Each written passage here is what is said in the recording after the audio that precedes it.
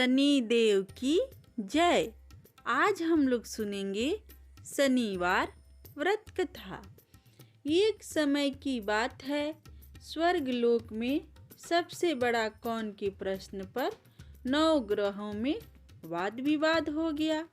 निर्णय के लिए सभी देवता देवराज इंद्र के पास पहुँचे और बोले, हे देवराज, आपको निर्णय करना होगा कि हम में से बड़ा कौन है।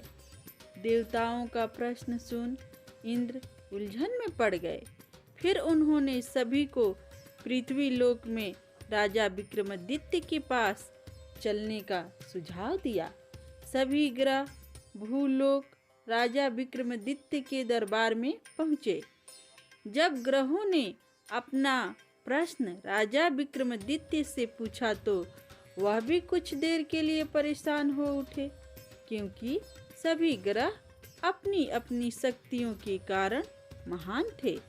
किसी को भी छोटा या बड़ा कह देने से उनको उनके क्रोध के प्रकोप से भयंकर हानि पहुंच सकती थी। अचानक राजा विक्रमादित्य को एक उपाय सूझा और उन्होंने विभिन्न धातुओं जैसे सोना, चांदी, कांसा, तांबा, सीसा, रंगा, जस्ता, अभ्रक व लोहे के 9 आसन बनवाए। सबसे आगे सोना और सबसे पीछे लोहे का आसन रखा गया। उन्होंने सभी देवताओं को अपने अपने आसन पर बैठने को कहा। उन्होंने कहा, जो जिसका आसन हो ग्रहण करे। जिसका आसन पहले होगा वह सबसे बड़ा तथा जिसका बाद में होगा वह सबसे छोटा होगा। चूंकि लोहे का आसन सबसे पीछे था, इसलिए शनिदेव समझ गए कि राजा ने मुझे सबसे छोटा बना दिया है। इस निर्णय से शनिदेव रुष्ट होकर बोले, हे राजन, तुमने मुझे सबसे पीछे बैठाकर मेरा अपमान किया है। तुम मेरी शक्तियों से परिचित नहीं हो। सूर्य एक राशि पर 1 महीने, चंद्रमा 2 महीने 2 दिन, मंगल 1.5 महीने, बुध और शुक्र 1 महीने, बृहस्पति 13 महीने रहते हैं। लेकिन मैं किसी भी राशि पर 2.5 वर्ष से लेकर 7.5 वर्ष तक रहता हूँ। बड़े बड़े देवताओं को मैंने अपने प्रकोप से पीड़ित किया है। अब तो भी मेरे प्रकोप से सावधान रहना। इस पर राजा विक्रमादित्य बोले, जो कुछ भाग्य में होगा देखा जाएगा। इसके बाद अन्य ग्रहों के देवता तो प्रसन्नता के साथ चले गए, परंतु शनिदेव बड़े क्रोध के साथ वहां से विदा हुए। कुछ समय बाद राजा विक्रमादित्य पर 7.5 की दशा आई तो शनिदेव ने घोड़े के व्यापारी का रूप धारण किया और बहुत से घोड़े के साथ विक्रमादित्य के नगर पहुँचे। राजा विक्रमादित्य उन घोड़ों को देखकर एक अच्छे से घोड़े को अपनी सवारी के लिए चुनकर उस पर चढ़े। राजा जैसे ही उस घोड़े पर सवार हुए, वह बिजली की गति से दौड़ पड़ा। तेजी से दौड़ता हुआ घोड़ा राजा को दूर एक जंगल में ले गया और फिर वहां राजा को गिराकर गायब हो गया। राजा अपने नगर लौटने के लिए जंगल में भटकने लगा, पर उसे कोई रास्ता नहीं मिला। राजा को भूख प्यास लग गई। बहुत घूमने पर उन्हें एक चरवाहा मिला।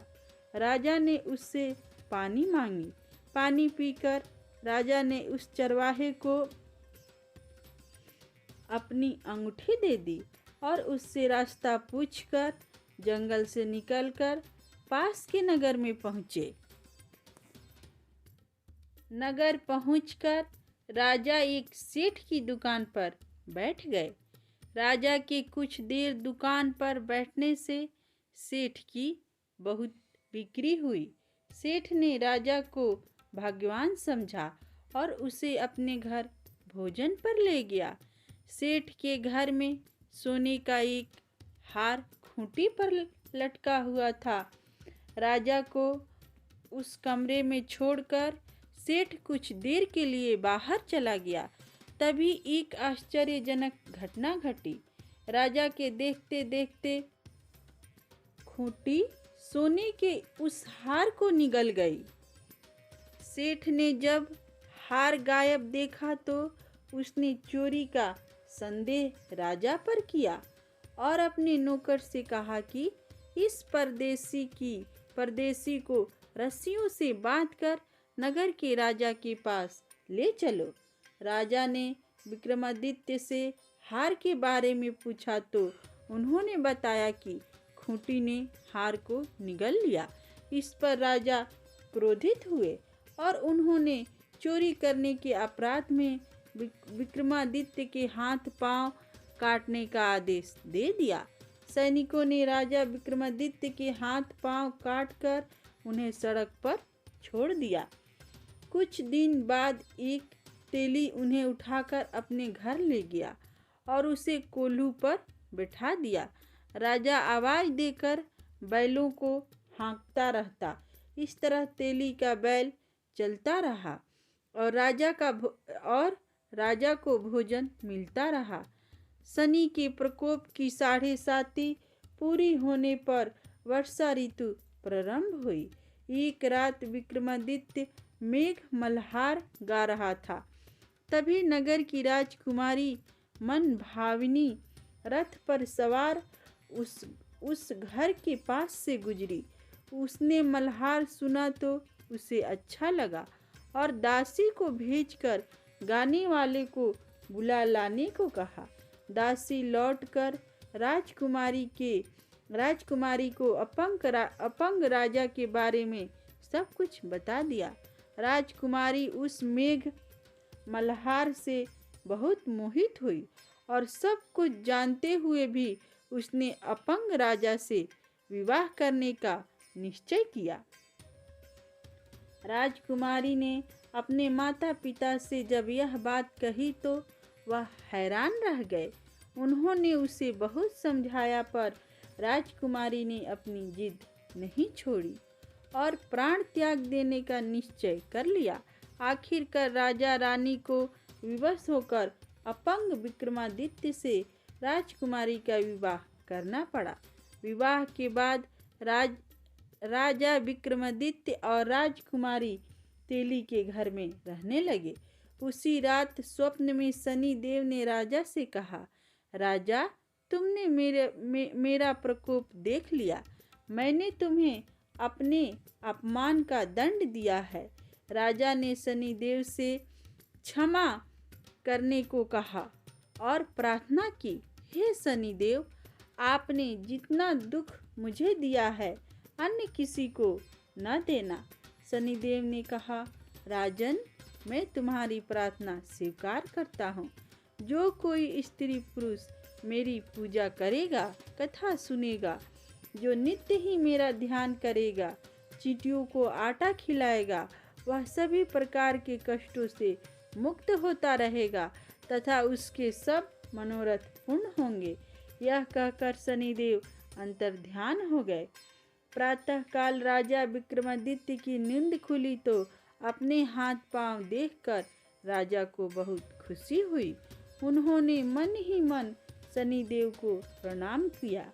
राजकुमारी भी राजा के हाथ पांव सलामत देखकर आश्चर्य में डूब गई। तब राजा विक्रमादित्य ने अपना परिचय देते हुए शनिदेव के प्रकोप की सारी कहानी सुनाई। इधर सेठ को जब इस बात का पता चला तो दौड़ता हुआ आया और राजा विक्रमादित्य के चरणों में गिरकर क्षमा मांगने लगा। राजा विक्रमादित्य ने उसे क्षमा कर दिया क्योंकि वह जानते थे कि यह सब तो शनिदेव के प्रकोप के कारण हुआ था। सेठ राजा विक्रमादित्य को पुनः अपने घर ले गया और उसे भोजन कराया। भोजन करते समय वहाँ एक आश्चर्य घटना घटी। सबके देखते देखते उस खूंटी ने हार उगल दिया। सेठ ने अपनी बेटी का विवाह भी राजा के साथ कर दिया और बहुत से स्वर्ण आभूषण, धन आदि देकर राजा को विदा किया। राजा विक्रमादित्य राजकुमारी मनभावनी और सेठ की बेटी के साथ अपने नगर वापस पहुँचे तो नगरवासियों ने हर्ष के साथ उनका स्वागत किया। अगले दिन राजा विक्रमादित्य ने पूरे राज्य में घोषणा कराई कि शनि देव सब ग्रहों में सर्वश्रेष्ठ हैं। प्रत्येक स्त्री पुरुष शनिवार को उनका व्रत करें और व्रत कथा अवश्य सुने। राजा विक्रमादित्य की घोषणा से शनिदेव बहुत प्रसन्न हुए। शनिवार को व्रत करने और व्रत कथा सुनने से शनिदेव की अनुकंपा बनी रहती है और जातक के सभी दुख दूर होते हैं। शनिदेव की जय।